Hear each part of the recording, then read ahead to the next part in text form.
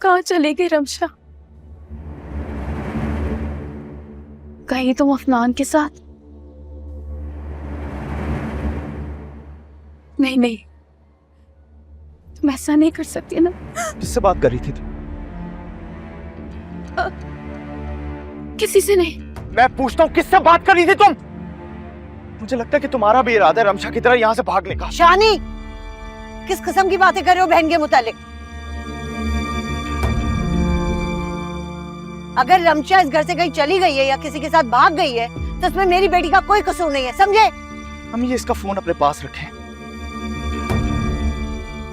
और आज के बाद ये फोन तुम्हारे हाथ में नजर आए ना तो मैं इसे तोड़ दूंगा। और अगर किसी से बात करनी हुई ना तो अम्मी के फोन से करना या अब्बा के। समझ आई तुम्हें?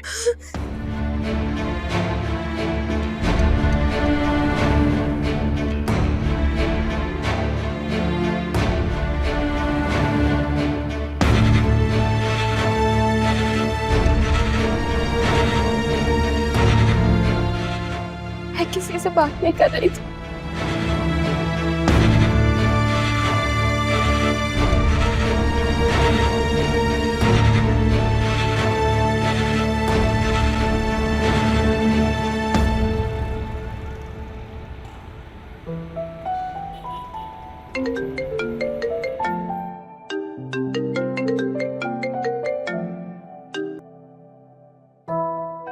हेलो जी, कौन? रमशा? ये तुम किस नंबर से कॉल कर रही हो? मैं तो इतने अरसे से इस नंबर को इग्नोर कर रहा था कि शायद रॉन्ग नंबर आ रहा है। वो सिम के पैकेजेस मुझे पसंद नहीं थे तो इसीलिए बस। अच्छा खैर, अफनान ये सब छोड़े ना, मुझे बताएं कि आप कहाँ हैं? मैं इतने दिनों से आई हूँ, आप एक दफा भी मुझसे नहीं मिले। मेरे पास तुम्हारा ये नंबर सेव नहीं था। वैसे तुम्हारी शूट कैसी चल रही है? शूट के लिए आई हुई हो ना यहाँ? शूट तो अभी तक शुरू ही नहीं हुई, मैं फ्री हूँ। तो कहाँ, किस होटल में ठहरी हुई हो? होटल में? नहीं, मैं किसी होटल में नहीं रुकी हुई। वो जो डायरेक्टर है ना, उनके घर पे रुकी हुई। डायरेक्टर के घर पे? तुम अनईजी नहीं हो रही वहां पे? खैर, अभी तो मैं बिजी हूँ 2-3 दिन, जब फ्री होऊंगा तो तब बताऊंगा। अभी एक मीटिंग के लिए जाना है, तो तुम्हारी कॉल आई तो गाड़ी रोक कर रिसीव की है कॉल। नहीं, आप मुझसे आज मिले भाई। मैं इतने दिनों से आई हूँ अफनान, मैं बोर हो रही हूँ, आप मुझसे मिले आज। मैं जल्दी से तैयार। हेलो अफनान?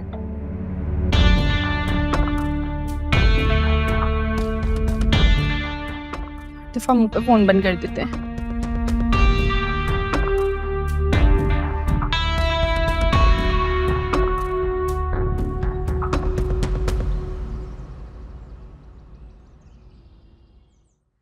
भाभी, आपसे कोई भी पूछे ना रमशा के बारे में तो बस आप साफ साफ कह दीजिएगा कि वो अपनी खाला के घर ना वापस आ गई है।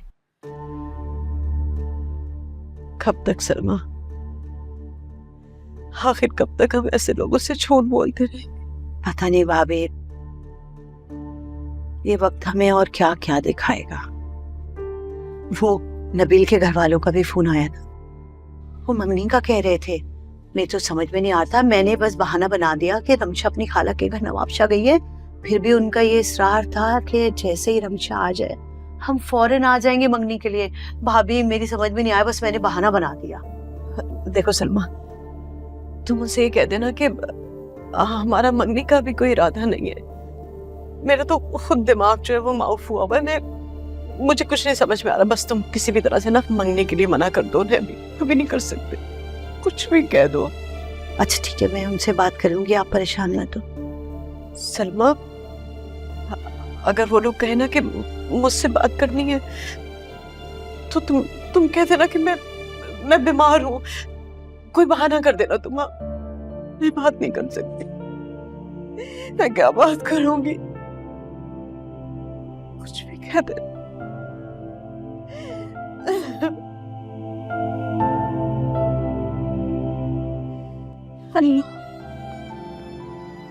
हनी जी, बड़ी हुई सब खैरियत है? हाँ, वो मुझे तुमसे बात करनी है। ठीक। देखो हनी, तुम्हारे मेरे बीच में जो भी बात होगी ना, और यहीं पर इसी कमरे तक महदूद रहेगी। और तुमसे मुझे जो भी बातें पता चलेंगी ना, वो मैं किसी से कुछ नहीं कहूंगी कि तुमसे पता चली है मुझे वो बातें, मैं किसी से कुछ नहीं बताऊंगी। अगर आपका इशारा रमशा की तरफ है और आप रमशा के बारे में कुछ जानना चाहते हैं तो मैं आपको पहले ही बता चुकी हूँ, मुझे कुछ नहीं पता। कैसे कुछ नहीं पता तुम्हें? तुम उसकी कजन हो, ना सिर्फ उसकी कजन हो बल्कि तुम उसकी बेस्ट फ्रेंड भी हो। मैं कैसे मान लूं कि उसने तुमसे कुछ नहीं कहा होगा? वो तो हर बात तुमसे शेयर करती थी। तुम्हें जरा भी तरस नहीं आता मुझ पे? ये जो तुम्हारे सामने खड़ी है ना, ये ऐसी मजबूर माँ है जिस माँ को अपनी बेटी के बारे में कुछ भी नहीं मालूम। मैं जानती नहीं कि मेरी बच्ची किस हाल में है। उसके बारे में सोच सोच कर मैं एक लम्हे को भी सो नहीं पाई हूँ। पूरी पूरी रात जागती हूँ उसके लिए। मुझे मालूम नहीं कि मेरी बच्ची जहां पर है वो महफूज है कि नहीं। क्या देखो, मेरे जुड़े हुए हाथ मैं तुम्हारे आगे हाथ जोड़ती हूँ। यानी तुम उसके बारे में कुछ भी जानती हो ना बेटा? प्लीज खुदा के लिए मुझे बता। मैं कुछ नहीं कहूंगी, मैं नहीं कहूंगी कि तुमने मुझे कुछ बताया है। प्लीज बेटा। शर्मिंदा मत करे बड़ी अम्मी, आप प्लीज बैठिए।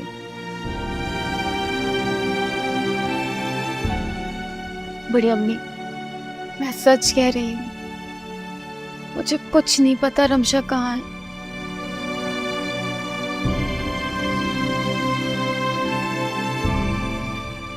ठीक है बेटा। बड़ी अम्मी, रमशा अफनान नाम की लड़की को पसंद करती थी।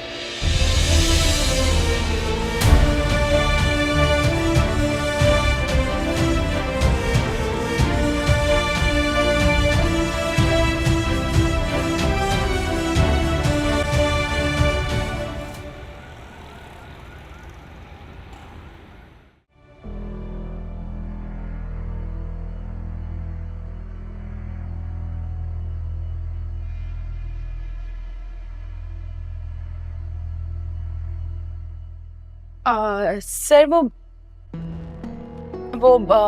एक्चुअली मैं चाह रही थी कि अगर आप मुझे स्क्रिप्ट दे दें, मैं पूरा दिन फ्री होती हूँ ना, तो मैं स्क्रिप्ट पढ़ लूंगी, कैरेक्टर भी देख लूंगी किस तरह का कैरेक्टर है। स्क्रिप्ट की टेंशन क्यों ले रही हो तुम? टेंशन मत लो, आओ बैठो इधर। जी